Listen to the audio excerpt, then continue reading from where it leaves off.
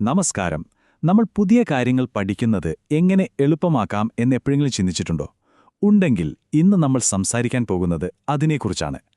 പഠനത്തെയും അധ്യാപനത്തെയും കുറിച്ചുള്ള നമ്മുടെ എല്ലാം കാഴ്ചപ്പാടുകളെ മാറ്റിമറിച്ച ഒരാളുണ്ട്, ജെറോം ബ്രൂണർ. അദ്ദേഹത്തിന്റെ ആശയങ്ങളിലേക്ക് നമുക്കൊണ്ട് കടന്നു ചെല്ലാം. അപ്പോൾ നമുക്ക് ചെറിയൊരു ചോദ്യത്തിൽ നിന്ന് തന്നെ തുടങ്ങാം, അല്ലേ? നിങ്ങൾ ഒരു പുതിയ കാര്യം എങ്ങനെയാ പഠിക്കുന്നത്? അതായത് എന്തെങ്കിലും ചെയ്തു നോക്കിയിട്ടാണോ? അതോ ആരെങ്കിലും ചെയ്യുന്നത് കണ്ടിട്ടാണോ? ചിലപ്പോൾ നിർദ്ദേശങ്ങൾ വായിച്ചിട്ടായിരിക്കാം.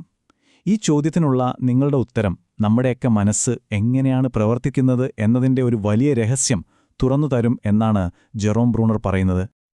അപ്പോൾ അതെ, ബ്രൂണർ പറയുന്നത് എന്താണെന്ന് വെച്ചാൽ, നമ്മളെല്ലാവരും പ്രധാനമായും 3 വഴികളിലൂടെയാണ് അറിവ് നേടുന്നത്. രസമെന്താണെന്ന് വെച്ചാൽ, ഇത് വെറും കുട്ടിക്കാലത്ത് മാത്രമല്ല, നമ്മുടെ ജീവിതകാലം മുഴുവൻ കൂടെയുള്ള ഒരു പ്രോസസ്സാണിത്. ഈ കാണുന്ന ആളാണ് ഈ ആശയങ്ങൾക്കെല്ലാം പിന്നിൽ. ജെറോം ബ്രൂണർ വിദ്യാഭ്യാസ മനഃശാസ്ത്രം അല്ലെങ്കിൽ എഡ്യൂക്കേഷണൽ സൈക്കോളജി എന്ന് പറയുന്ന ആ ഒരു ഫീൽഡിലെ ഒരു ഭീമൻ തന്നെയായിരുന്നു അദ്ദേഹം. അദ്ദേഹത്തിൻ്റെ ഒരു പ്രധാനപ്പെട്ട വിശ്വാസം എന്തായിരുന്നു എന്ന് വെച്ചാൽ, നമ്മൾ വെറുതെ അറിവുകൾ സ്വീകരിക്കുന്നവരല്ല, മറിച്ച് നമ്മൾ ഓരോരുത്തരും അത് സ്വന്തമായി ഉണ്ടാക്കിയെടുക്കുകയാണ്, നിർമ്മിക്കുകയാണ് ചെയ്യുന്നതെന്നായിരുന്നു. അപ്പോൾ അദ്ദേഹം ഈ 3 രീതികളെ ഇങ്ങനെയാണ് വിളിച്ചത്. ഒന്നാമത്തേത് പ്രവർത്തനഘട്ടം, അതായത് ആക്ഷൻ ബേസ്ഡ്.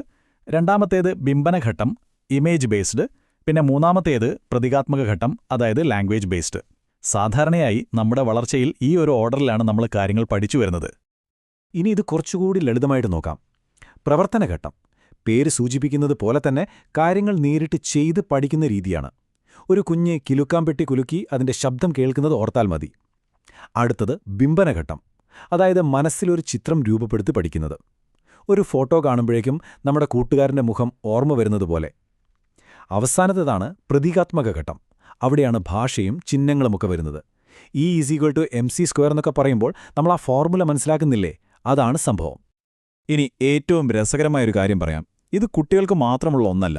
നമ്മൾ മുതിർന്നാലും ഈ ഘട്ടങ്ങളിൽ നിന്ന് പൂർണ്ണമായിട്ടൊന്നും പുറത്തു കിടക്കുന്നില്ല. നിങ്ങൾ തന്നെ ഒന്ന് ആലോചിച്ച് നോക്കൂ. ഒരാൾക്ക് ഷൂലേസ് കെട്ടുന്നത് എങ്ങനെയെന്ന് വാക്കുകൾ കൊണ്ട് മാത്രമൊന്ന് പറഞ്ഞു കൊടുക്കാൻ ശ്രമിച്ചിട്ടുണ്ടോ? ഭയങ്കര പാടല്ലേ?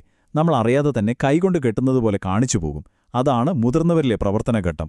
ചില കാര്യങ്ങൾ അങ്ങനെയാണ്, ചെയ്തു കാണിക്കാതെ മനസ്സിലാക്കാൻ ബുദ്ധിമുട്ടാണ്. അപ്പോൾ ശരി, ആളുകൾ എങ്ങനെയാണ് പഠിക്കുന്നത് എന്നതിനെക്കുറിച്ച് നമുക്കിപ്പോൾ ഒരു ഐഡിയ കിട്ടി. സ്വാഭാവികമായും അടുത്ത ചോദ്യം വരും, അല്ലേ? ഈ അറിവ് വെച്ച് എങ്ങനെ നമുക്ക് പഠിപ്പിക്കുന്നത് കൂടുതൽ എളുപ്പവും ഫലപ്രദവുമാക്കാം? ഇവിടെയാണ് ബ്രൂണറുടെ അധ്യാപനത്തെക്കുറിച്ചുള്ള ആശയങ്ങൾ വരുന്നത്. ബ്രൂണർ ഏറ്റവും കൂടുതൽ പ്രോത്സാഹിപ്പിച്ച ഒരാശയമാണ് ഈ ഡിസ്കവറി ലേണിംഗ് അഥവാ കണ്ടെത്തൽ പഠനം. ഇതിന്റെ പ്രധാന ആശയം എന്താണെന്ന് വെച്ചാൽ, ഒരു ടീച്ചർ വന്ന് എല്ലാം സ്പൂൺ ഫീഡ് ചെയ്യുന്നതിന് പകരം കുട്ടികൾ സ്വന്തമായി കാര്യങ്ങൾ കണ്ടെത്തി പഠിക്കണം. വിവരങ്ങളെ സ്വയം ഓർഗനൈസ് ചെയ്തും തരംതിരിച്ചുമൊക്കെ അവർ തന്നെ ഒരു നിഗമനത്തിലെത്തണം. അപ്പോൾ ടീച്ചറുടെ റോൾ എന്താ? ഒരു വഴികാട്ടിയുടേതാണ്. അദ്ദേഹത്തിന്റെ തന്നെ വാക്കുകളിൽ പറഞ്ഞാൽ, വിദ്യാഭ്യാസത്തിന്റെ ലക്ഷ്യം അറിവ് പകർന്നു നൽകുക എന്നതല്ല, മറിച്ച് ഒരു കുട്ടിയുടെ ചിന്തയെയും പ്രശ്നപരിഹാര കഴിവുകളെയും പരിപോഷിപ്പിക്കുക എന്നതാണ്. അതായത് കുട്ടികളുടെ തലയിൽ കുറേ വിവരങ്ങൾ കുത്തിനിറയ്ക്കുക എന്നതിലല്ല കാര്യം, പകരം എങ്ങനെ ചിന്തിക്കണം, എങ്ങനെ പ്രശ്നങ്ങൾക്കുത്തരം കണ്ടെത്തണം എന്നൊക്കെയുള്ള കഴിവുകൾ വളർത്തിയെടുക്കുക. അതാണ് വിദ്യാഭ്യാസത്തിന്റെ യഥാർത്ഥ ലക്ഷ്യം. അപ്പോൾ സ്വാഭാവികമായും ഒരു ചോദ്യം വരും. ശരി, ഈ കണ്ടെത്തൽ പഠനമൊക്കെ കൊള്ളാം, പക്ഷേ ഭയങ്കര കോംപ്ലക്സ് ആയിട്ടുള്ള സങ്കീർണമായ വിഷയങ്ങളൊക്കെ എങ്ങനെ ചെറിയ കുട്ടികളെ പഠിപ്പിക്കും? ഇതിനുള്ള ബ്രൂണറുടെ ഉത്തരം വിദ്യാഭ്യാസ രംഗത്ത് തന്നെ ഒരു വിപ്ലവം സൃഷ്ടിച്ച ഒരാശയമായിരുന്നു. അതിനെയാണ് അദ്ദേഹം സ്പൈറൽ കരിക്കുലം എന്ന് വിളിച്ചത്. ഇതിന്റെ ഐഡിയ ശരിക്കും സിമ്പിളാണ്. എത്ര വലിയ വിഷയമാണെങ്കിലും ഏതു പ്രായത്തിലുള്ള കുട്ടിക്കും അവരുടെ ലെവലിൽ മനസ്സിലാവുന്ന രീതിയിൽ ലളിതമായി പഠിപ്പിക്കാൻ പറ്റും. എന്നിട്ടോ ഓരോ ക്ലാസ് കഴിയുന്തോറും അതേ വിഷയം തന്നെ വീണ്ടും വരും. പക്ഷേ ഓരോ തവണ വരുമ്പോഴും കുറച്ചുകൂടി ആഴത്തിൽ, കുറച്ചുകൂടി സങ്കീർണമായി പഠിക്കും. ഒരു സ്പൈറൽ പോലെ മുകളിലേക്ക് പോകും. നമുക്കൊരു ഉദാഹരണം നോക്കാം. ഇപ്പോൾ ഒരു 5ാം ക്ലാസ്സിലെ കുട്ടി ഭൂഖണ്ഡങ്ങളെപ്പറ്റി പഠിക്കുകയാണ്. അപ്പോൾ അവർക്ക് പഠിപ്പിച്ചു കൊടുക്കുന്നു, ഇതാണ് ഏഷ്യൻ വൻകര. കുറച്ചു വർഷങ്ങൾ കഴിഞ്ഞ് ആ കുട്ടി 10ാം ക്ലാസ്സിലെത്തുമ്പോൾ വീണ്ടും ഏഷ്യയെക്കുറിച്ച് പഠിക്കുകയാണ്. പക്ഷെ ഇത്തവണ കുറച്ചുകൂടി സീരിയസ് ആണ്. ഏഷ്യയിലെ കോളനിവൽക്കരണത്തിനു ശേഷമുള്ള രാജ്യങ്ങളുടെ രാഷ്ട്രീയവും സാമ്പത്തിക ചരിത്രവും ഒക്കെയാണ് വിഷയം.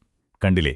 ഒരേ ടോപ്പിക്ക് തന്നെ, പക്ഷെ അറിവ് ഇങ്ങനെ സ്പൈറൽ പോലെ മുകളിലേക്ക്, കൂടുതൽ ആഴങ്ങളിലേക്ക് പോയിക്കൊണ്ടിരിക്കുന്നു.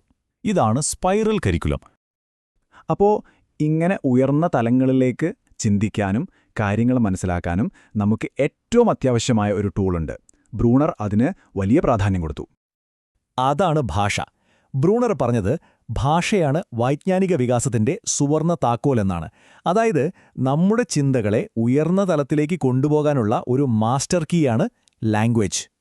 നമ്മൾ നേരിട്ട് കാണുകയോ തൊടുകയോ ചെയ്യാത്ത കാര്യങ്ങളെക്കുറിച്ച് ചിന്തിക്കാൻ നമ്മളെ സഹായിക്കുന്നത് ഭാഷയാണ്, അല്ലേ?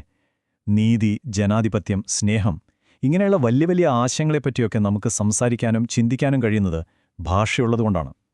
അത് നമ്മുടെ അനുഭവങ്ങളെ കോഡ് ചെയ്യാനും നമ്മൾ നിൽക്കുന്ന സ്ഥലത്തിനും സമയത്തിനും അപ്പുറത്തേക്ക് ചിന്തിക്കാനും നമ്മളെ സഹായിക്കുന്നു. അപ്പോൾ ഈ തിയറികളുടെയൊക്കെ അവസാനം എന്താണ്?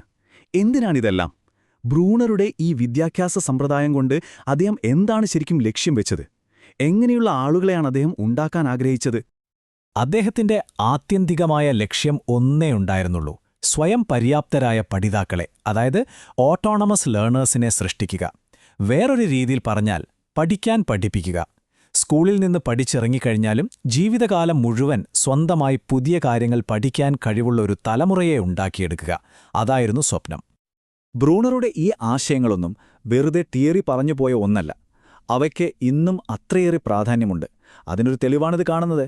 ലോകത്തിന്റെ പല ഭാഗത്തുമുള്ള അധ്യാപക യോഗ്യതാ പരീക്ഷകളിൽ ഇന്നും ബ്രൂണറുടെ ഈ വികാസഘട്ടങ്ങളെക്കുറിച്ചുള്ള ചോദ്യങ്ങൾ വരാറുണ്ട്. ഇത് കാണിക്കുന്നത് തന്നെ ഈ ആശയങ്ങൾ എത്രത്തോളം അടിസ്ഥാനപരവും പ്രായോഗികവുമാണെന്നാണ്. അപ്പോൾ നമുക്ക് ഈ ഒരു ചിന്തയോടെ നിർത്താം. ഇന്ന് നമ്മുടെ വിരൽത്തുമ്പിൽ ലോകത്തുള്ള എന്ത് വിവരവും കിട്ടും, അല്ലേ? ഇങ്ങനെ ഒരു കാലഘട്ടത്തിൽ ബ്രൂണർ പറഞ്ഞ ആ സ്വയം പര്യാപ്തനായ പഠിതാവ് അഥവാ ഒട്ടോണമസ് ലേണർ ആവുക എന്നത് എന്നത്തേക്കാളും പ്രധാനപ്പെട്ട ഒന്നല്ലേ? നിങ്ങൾക്കെന്തു തോന്നുന്നു?